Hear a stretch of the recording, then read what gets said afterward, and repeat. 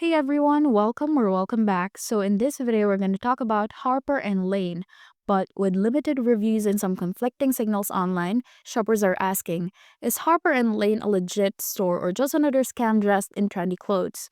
Quick disclaimer before we begin, everything in this video is based on publicly available research and personal opinion. Also, a lot of you guys are asking me how I do this research so fast. I actually put together a complete guide that shows you my exact process. Links in the description. Now, the website harperandlane.com looks professional and offers a range of women's clothing and accessories. However, here's a closer look at what you should know. The positive signs: the site has a valid SSL certificate for secure browsing. It accepts payment methods with buyer protection like credit cards and PayPal. Some reviews online are positive, though sparse. While the red flags, very few independent reviews on Google, Reddit, or Trustpilot. The site is newly registered, which makes it harder to verify its long-term credibility. Mixed user feedback reported by detection platforms such as Scam Advisor.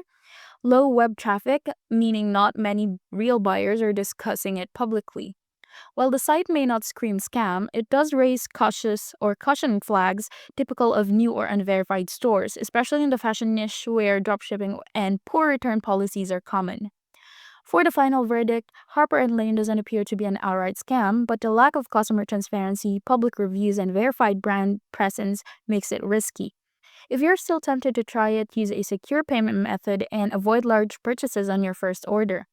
Now, have you bought from Harper and Lane? Let us know in the comments to help others decide. And if you found this video helpful, don't forget to like and subscribe. Thank you for watching, and I will see you in the next one.